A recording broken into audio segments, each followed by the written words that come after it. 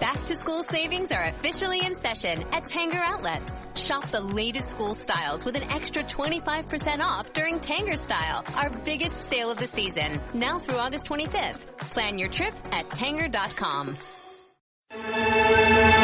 You're commuting home with Katz and Cosby. Now, here's John Catsimatidis and Rita Cosby on 77 WABC. WABC's number one show on Saturdays, and Fox Business's number one show forever.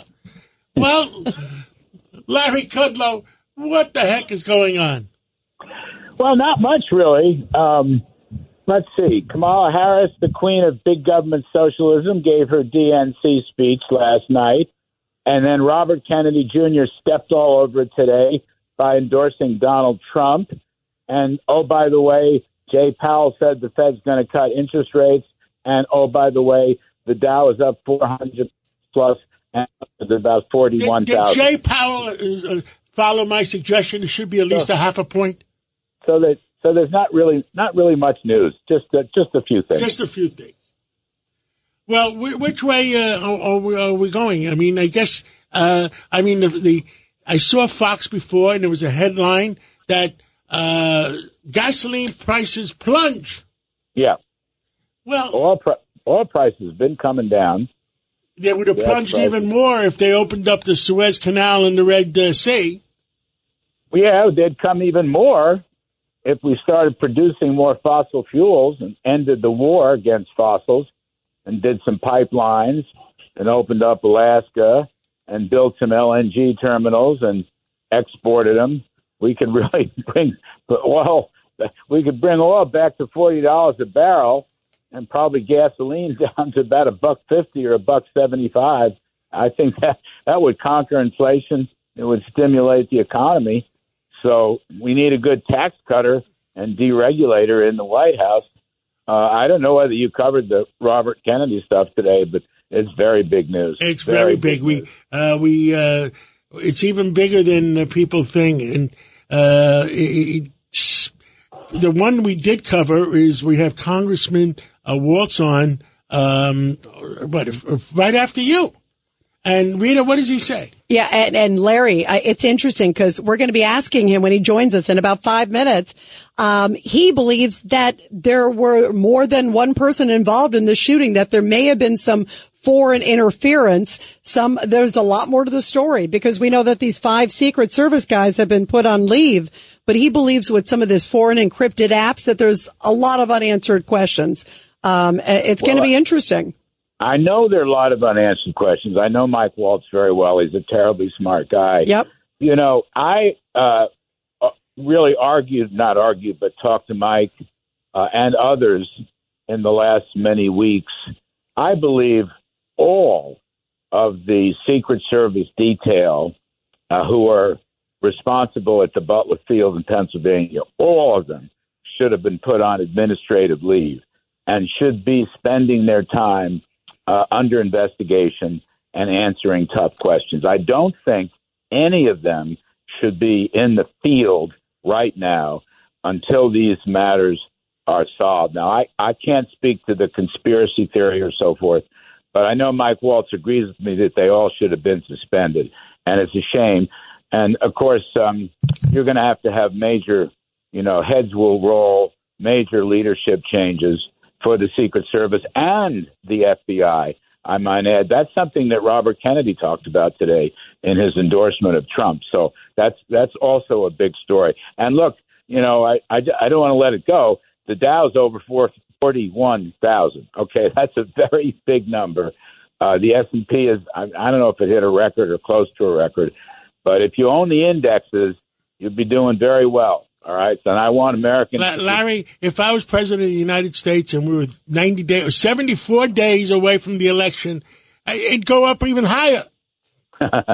Well, he doesn't control that. Well, you never know. Conspiracy. Well, what was the stuff that George Stephanopoulos was coming up with, and there was a theory of protecting the markets by having somebody in the Fed go into it?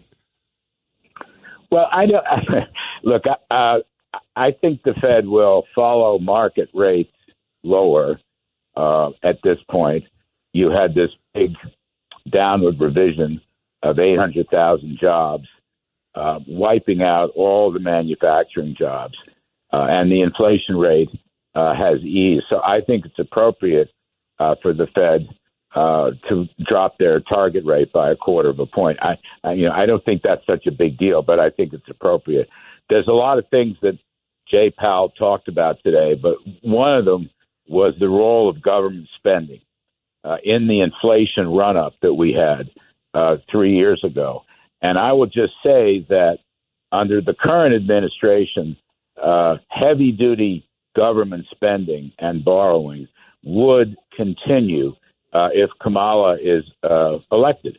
And I think that's a threat to inflation. It's not an issue right now, but after this election, it's going to be very important who wins on spending, on taxing, on regulating, on fossil fuels. All of these things are important. I'm not a conspiracy guy, John.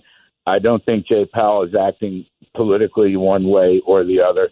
This has been built into the market for quite some time. I also want to raise a question, though. Manufacturing is probably in a downturn, and housing is in a downturn. So the only thing left is consumer spending. So I don't think the economy is in fabulous shape. Is the days of the electric vehicles going downhill versus hybrids? Yes. Look you had more evidence. We've talked about this a little bit. So Ford Motor Company, ladies, Ford Motor Company is now getting out of the business of electric SUVs. And it cost them $1.9 billion. That's a big price to pay for a federal mandate. And it just goes to show you, at least in my judgment, why these mandates were wrong. And the public, they said it's because consumer demand was so bad. And consumers are king, not government. So now Ford's gone back to the drawing board, and they're going to produce hybrid SUVs, which makes a lot of sense, okay? We tried hybrids in the past. They weren't fabulously successful, but it's better than electric vehicles. Yes, it's better than all electric. And look, we were never putting aside consumer demand. We don't have the resources for electric vehicles. We are not mining for the necessary minerals that would go into batteries. And China, on the other hand, would conquer that world, and it's not a good thing. So, Larry, my opinion is the hybrid vehicles is a much better choice right now, and at least it gives you a way to go. You could gas up. Yeah, I agree. It gives you a better choice. Has General Motors realized that yet, or they're still following the woke culture? Well, Mary Barra, I don't want to, my mother said never say anything bad about anybody. So I'm going to leave that. I don't think they've taken the necessary. Based on that, I think I'm going to short the stock. That's my opinion. I just, mothers sometimes, restrain their sons. So I'll just leave it at that. But the Ford story is apocryphal. And I don't think there's any support. I've seen polls, 65, 75% of people, consumers, voters, do not want to be told that they have to buy an electric car. Agreed. Okay. Agreed. Now, let the consumer decide. They may go out and buy one, okay, if they feel like it, and if they want to pay for it, and I'm fine with that. If you need a car to drive to church on Sundays, yes. But I'm not in favor if it's close. of $1 trillion of subsidies, okay, coming from the taxpayers and a mandate that tells you what to do. But I do agree with you on one thing, John. Going to church on Sunday is inherently a good thing.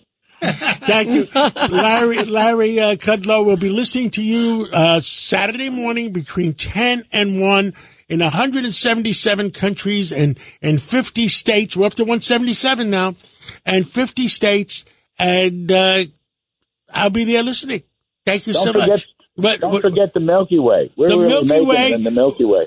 We have to wait about 5 light years for the signal to get there. What about the stratosphere, you guys? You forgot about that. Thank you so much, and have a great weekend. I'll be listening tomorrow morning. Thank you.